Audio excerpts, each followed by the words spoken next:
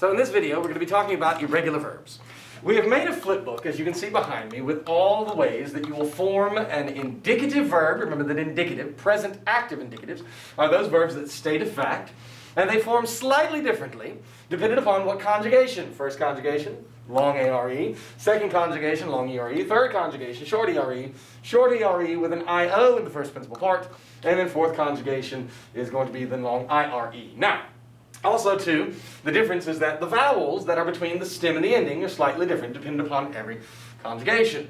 And down at the bottom, we also put the imperatives. Now, whereas present active indicatives are statements of fact, the imperatives, of course, were commands. And in this video, you will be able to earn a free 100 by simply remembering the 3 or 4 fast food restaurants that I'll be inserting or embedding as we go through this. Now, these are what we call regular verbs because they belong to a category conjugation and thus then they follow the rules of how then it will form with a stem, a particular vowel, and then of course an ending OST must int. Now on the right hand side now, and the purpose of this video, we see that there are a whole host of verbs that are irregular. Now the regular verb that we have seen the most often is assume esse, the verb to be.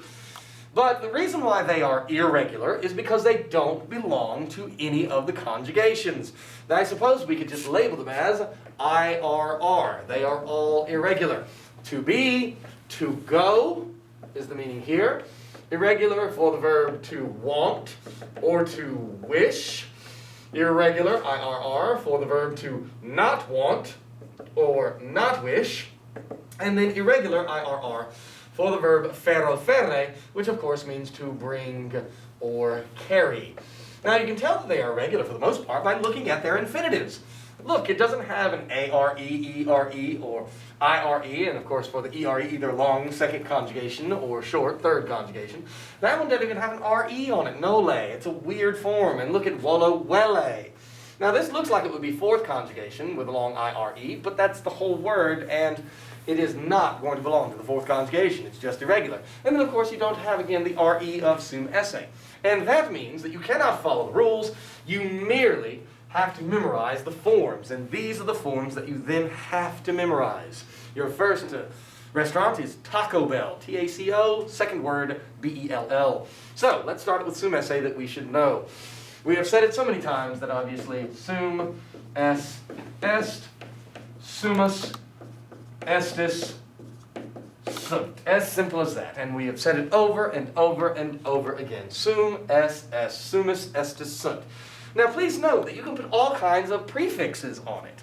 So if I were to put an ob on the front of it, that preposition that means away, it would be ob sum, ob est, ob est. And it would mean I am away, as in I am absent. If I were to put an odd on the front of it, it's odd sum, odd est, and so forth and so on. That means I am at this place. In other words, I am present.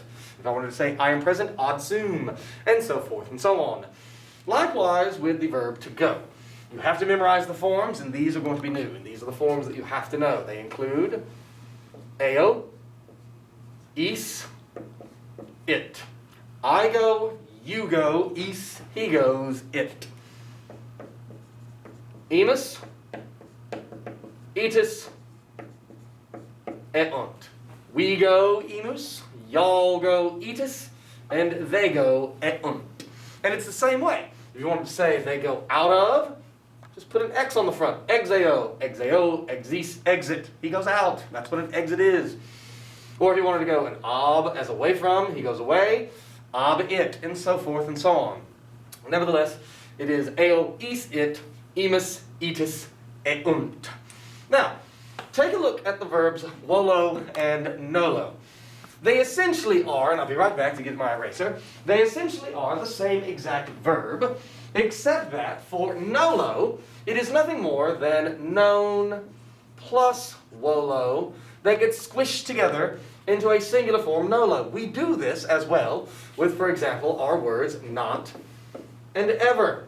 We squish it together and it becomes the word never. And so it's the same thing with wolo and nolo. It's just known wolo. I do not want. So, this is then the way that you would, of course, have to conjugate the forms. Again, you just memorize them. There's no way around it outside of memorization. So here it would be wolo. Now please note, again, that we are simply dropping down for these present active indicatives the first principal part into that first spot because, whereas we know that the second principal part is the infinitive gives the conjugation, not for these because they're regular, and the present stem, not for these because they are irregular, but that the first principal part is the first person singular, and these are present active indicatives. First person singular, present active indicatives. And so it's no different to here as well. The second singular form, you want, is wees. Look how weird that is. You just got to memorize it. So I want, you want, wees. He wants, wollt, which we saw in chapter 5 for the first time. Volumus, we want, and again you just have to memorize these forms. Woltis, y'all want. And then finally, volunt, they want. So, wolo, wees, wollt, volumus, woltis, volunt. I want, you want, he wants, we want, y'all want, and they want. Now we move over to nolo. Remember, it is nothing but known and wolo. Now we can drop down this form right here, the first person singular, because that's what the first principal part is. The first person singular, present active indicative. Sometimes, though, in the various forms, it splits back apart, such that the second person singular is actually the two words again. Known as the first word, and then wees as the second word. It's split apart here again with known and wollt. Do you see? It's known and wees, it's known and wollt. But for the first person plural, I do not want, you do not want, he does not want, we do not want, it's back together again, such that it is squished together, no lumus. For the second person plural, y'all do not want, it splits apart again, known, woltus. And then for the third plural, they do not want, it is back together, squished with known and wolo, such that it is no lunt. Your second restaurant, Subway, S-U-B-W-A-Y, one word, Subway. Nevertheless, moving on. Ferro ferre, which of course does not belong to any conjugation, therefore is regular. It doesn't have a long A-R-E, long E-R-E, short E-R-E, or long I-R-E. And again, you have to just memorize the form. So it's here. Ferro. Furs, F-E-R-S, there's no vowel. And fert, F-E-R-T, there is no vowel. I bring, you bring, he brings, and then we bring. Now it should be firmus. But when you say that, firmus, firmus, firmus, it is as though an I is necessary as you say it because of the way that it is. And that I then shows up in the form. Just because when you say firmus, quickly, furimus, it is as though it is a vowel that helps the word glide.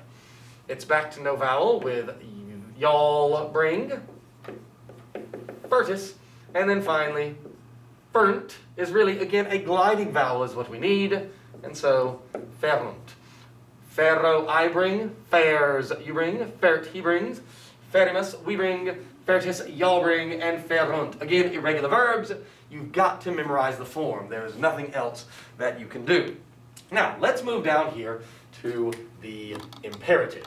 Now remember, the reason why I have 2S and 2P and then 2S and 2P is that you have the positive imperatives telling somebody to do something, and then the negative imperative saying don't do something. Now, the imperatives then, as well, have to be memorized because it is irregular, there are no rules to follow. You can't just take the infinitive and chop the RE for the singular like we have done all along the left that you can see here. Took the infinitive, dropped the RE, took the infinitive, dropped the RE, and so forth and so on. Over here, they just have to be memorized. So, the singular imperative, if you want to tell somebody be, is actually going to be S. Now note, it is here identical. So how will you know whether you're making a statement, you are, or whether you're telling somebody, be? Well, think about punctuation. An exclamation is going to indicate be, whereas a period is indicating a statement of fact. For the plural, telling lots of people be, as in like, be happy, it would be then este, which of course is a unique form. It is not like estis. So, if I were to have, let's say as an example, Lightus S. Without punctuation, I might be making a statement, you are happy. Or I could be giving a command, be happy. Now you know it's a command, be happy, as opposed to obviously a mere statement of fact. Moving on, for ire, to tell one person, go, it's just that right there, E. That's it. So you want to tell one person, go, go, go, E. And for the plural, if you want to tell lots of people go, it is ite. Now we've actually seen this in chapter 3, in which we had ob in front of it, such that it wasn't just go, but go away. Do you remember when Dawes got angry at the boys in the gardens? He yelled, abite molesti. So he was literally yelling, go away. And he was talking to more than one person, and that's why it was ite. And so, abite. So, go and go. For walla welle, it does not have an imperative form. And so we can skip that. For here, and this is where it gets interesting, the imperative of telling someone don't want is noli and nolite. Now, if these look familiar to you, that's because they are. Those are the two words that we use for the negative imperative. So if we go over here, and let's take, for example, the verb jacere.